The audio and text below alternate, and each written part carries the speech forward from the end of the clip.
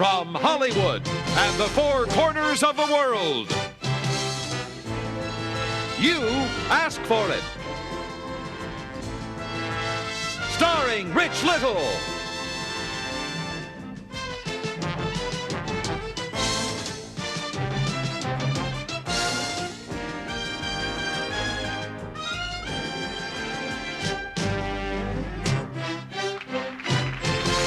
Here's the star of You Asked For It, Rich Little.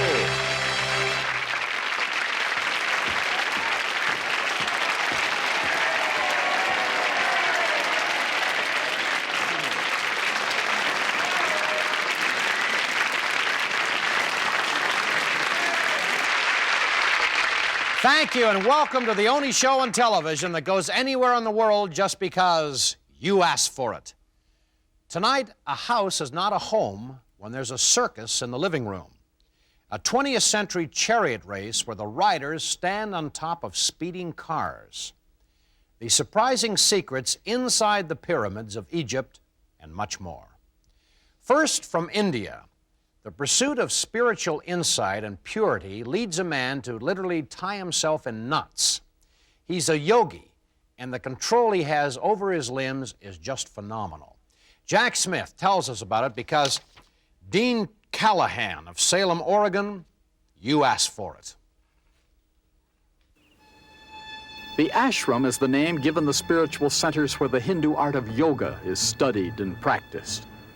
Yoga's popularity is spread far beyond its original home, and its practitioners can now be found in every corner of the world.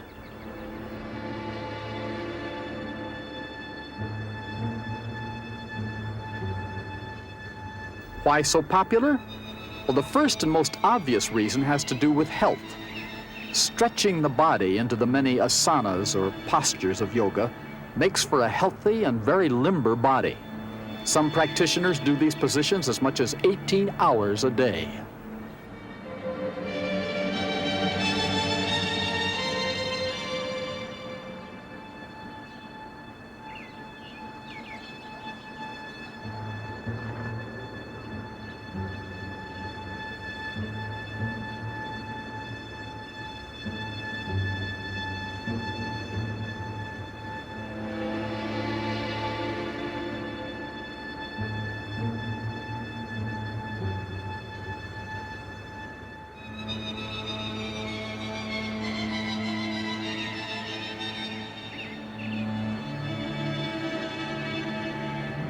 Yoga means discipline in Sanskrit, India's ancient language.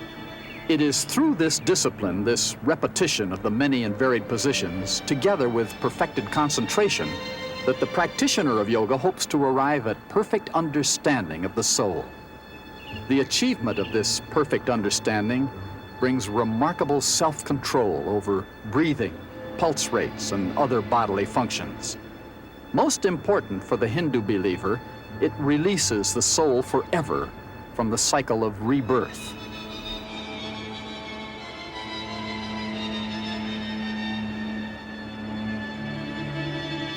Men travel many roads in their search for truth. Only one requires the seeker to fold himself up like a pretzel. But if folding yourself up causes the truth to unfold for you, then the position may not be ridiculous after all. You asked for it.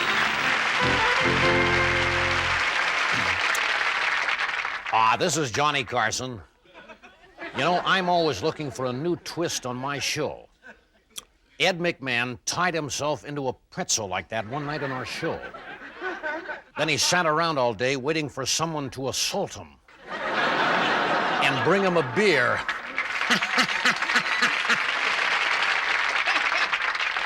We'll be back in a moment with the latest in home entertainment, a circus in your own living room. We shall return.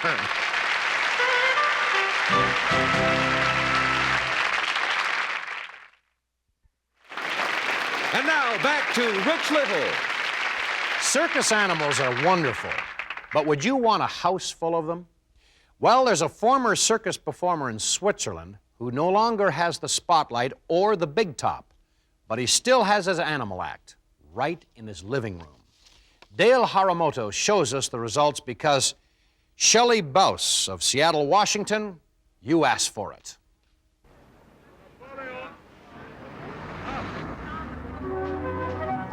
Tonight, the old sawdust trail takes us to Basel, Switzerland, for the amazing story of Heine Gugelmann's Circus in the Home, sometimes called the smallest show on earth. Heine Gugelmann, the man at the end of his leash, but still out front, is living proof that while the beginnings of show business are frequently humble, the endings can be downright squalid. Heine Gugelmann, former Austrian, may have lost his old lion and tiger act due to a mysterious accident, but he hasn't lost the old charisma. He simply scaled the act down and moved it into the living room. In any civilized country, a pig in the parlor would bring the health department inspectors in with guns drawn. But here, talent excuses everything. And due to limited audience space, talent usually turns out to be its own reward.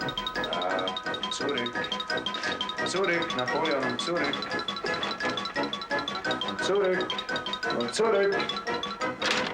Ja. Und langsam, langsam,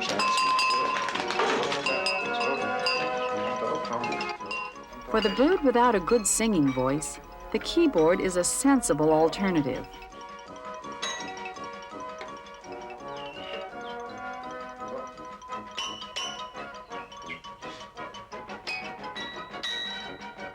Even the most jaded circus star reacts to the electricity of a goat act. Like all the top goat acts, this one is breathtaking in its simplicity. Putting cats and rats in the same act is not your everyday wild animal act, but getting them to work without a net, well, these kids are real troopers. But every circus has a superstar. In Heine Gugelmann's troupe, it is Idée Fix, the only dog in Europe capable of doing the notoriously dangerous 2.5 leaps through the imaginary flaming hoop. The hoop is real. You have to imagine the flames. That's once. That's twice. That's a half, a fitting climax to Heine Gugelmann's Circus in the Home, because you asked for it. Hiya, hiya, hiya, folks. I'm the bear with the snappy jokes, Fozzie Bear. A pig that lives in a house is really living in style. Style, get it? Style. Oh, I can't bear to go on. And now, here again is Jack Smith with another golden oldie from the original You Asked For It. Which most people think that chariot racing went out with the Roman Empire. But there's a 20th century version of this ancient sport that's twice as thrilling and 10 times as dangerous because the riders stand on top of racing cars. Now, we filmed it in 1955 when we caught up with Art Swenson's Thrillcade in San Angelo, Texas, and met a man named Speed Wilson. Well, here they are again, those 20th century charioteers. Well, hi, fellas. I have a few questions here before you start this stunt. Number one is how you manage to keep your footing. Do you have any special shoes or clamps that you use? No, there are no special riggings. We depend almost entirely upon our own balance and, of course, the ability of the drivers to control the cars. Well, I imagine you place an awful lot of confidence in the fellas. And what about the most dangerous time while you're doing this stunt? That would be on your crossovers, going over the ramp, zigzagging through there, and around your turns. You have to hold on, keep your balance. Has anyone ever been hurt doing this 20th century streamlined version of the chariot racing? There have been injuries. They've been none too serious or permanent, fortunately. Well, I see that the flagman is just about ready to go, so all I say is good luck and let her go. Thanks.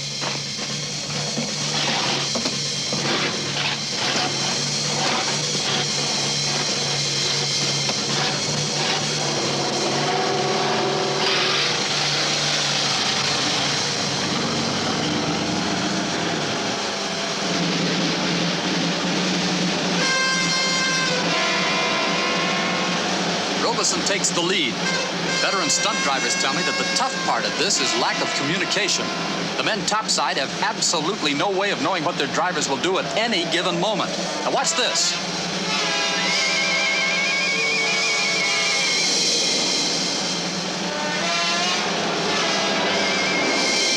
Here's Wood making a bid to pass on the inside.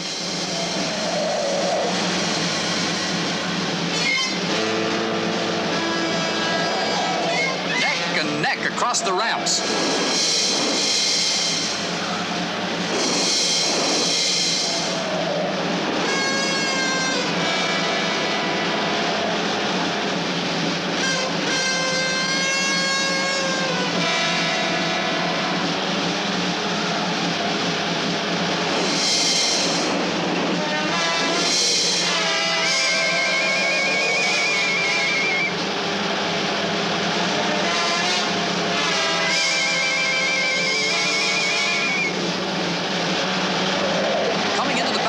Woods takes the advantage.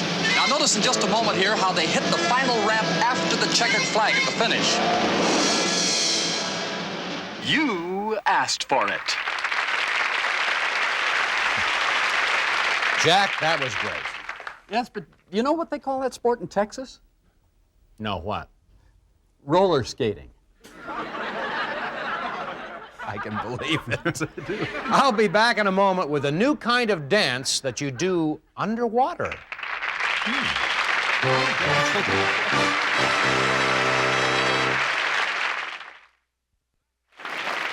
And now back to Rich Little. That young lady who seems to be floating in midair is not the first showgirl in space. She's a ballet dancer, and she's 30 feet underwater. Our Tony Thomas takes us on a visit to Japan's famous aquatic ballet theater because Dawn Peace of Moorhaven, Florida, you asked for it. The creatures who dance beneath the sea have always moved to their own unique rhythms.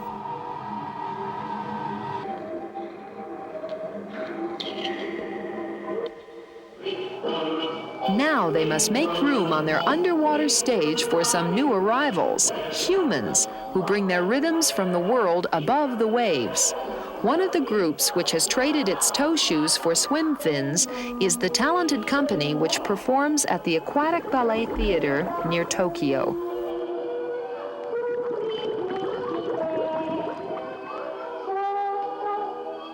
Dancing 30 feet underwater requires some very special skills.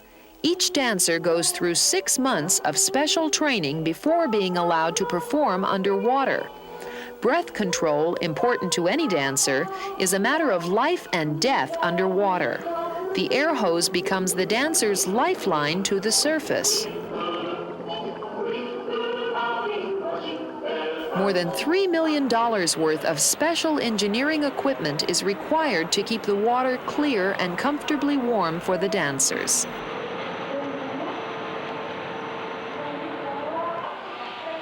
This is especially important since they dance 2 complete stories at each performance, requiring them to be continuously underwater for 2 hours.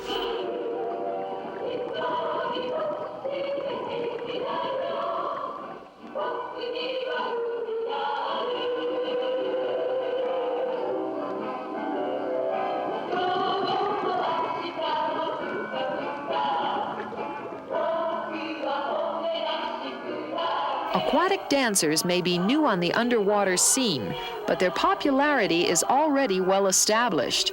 We hope you like them too, because you asked for it. This is Lloyd Bridges, huh? I was underwater. Suddenly, a diver was seen in front of me. He had no snorkel. He had no mask. He had no fins.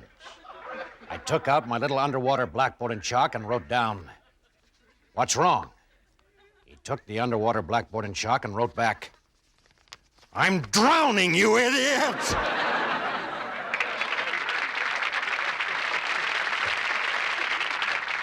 Underwater, in the air, on land or sea, we bring you the stories you want on this show. Whatever your request, far out, far away, or far under, we'll get it for you. Challenge us. Write to You Asked For It, P.O. Box 1980, Hollywood, California, 90028. The Pyramids of Egypt, one of the 7 wonders of the ancient world. Today, we still look at them with wonder. We know very little about why they were built or how. And the greatest mystery that these gigantic mansions still withhold from us is what was originally inside them. Our Janet Langhart explores that enigma because Bill Koch from the town of Northeast in Pennsylvania, you asked for it. Of all the mysteries that have puzzled the minds of humanity, none rivals this, the Great Pyramids of Egypt. The exterior is quite well known, the giant tombs of the ancient pharaohs. But the inside is much less known and even more mysterious. So come with us now for a journey into history.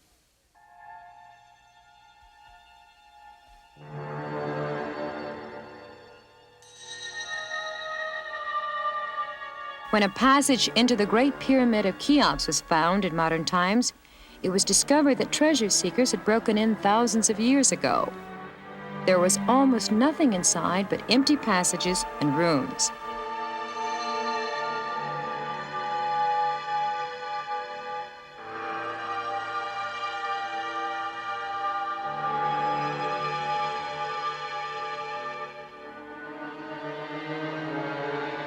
The king's mummy was never found. It may never have been here at all. Many pharaohs were not buried inside their pyramids. There are 35 pyramids in Egypt, and most of them were looted long ago, their treasures hauled off by grave robbers.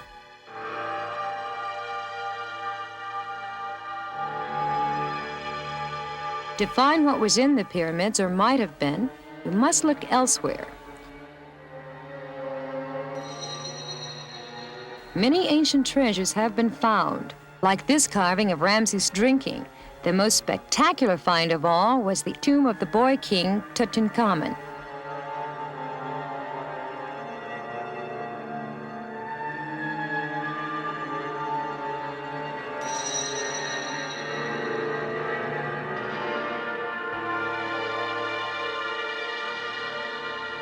To avoid smoking up the ceiling with torches, the tomb builders had to light the interior with a system of mirrors bringing in the sunlight.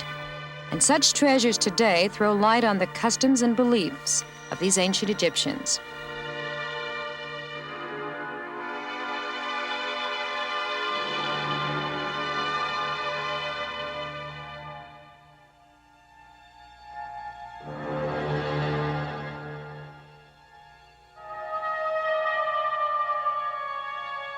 The most splendid treasure of all is the now famous death mask of King Tutankhamun, who ironically was one of the least important Egyptian kings.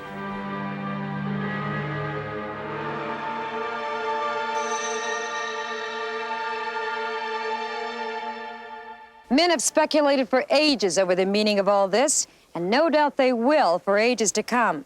But you've seen it for yourself, the inside story of Earth's oldest mystery, because you asked for it. We get repeatedly one question for which we have the answer, but we can't show it. The question is, what happened to the smooth, glistening white marble surface that originally covered the Great Pyramid at Giza just outside of Cairo? The answer is, in the 14th century, that marble was stripped off and now adorns some of the most beautiful mosques and religious shrines in Cairo. True. Rich will be right back with more of You Asked For It. And now back to Rich Little. That's our show for tonight. See you next time on You Asked For It. Good night, everybody.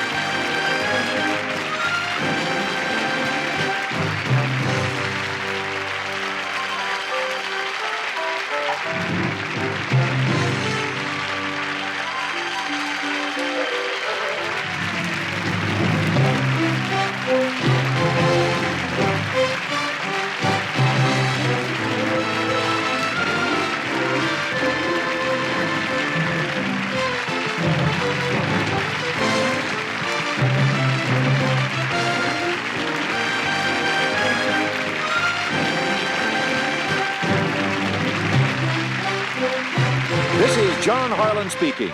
You Asked For It is a Sandy Frank production.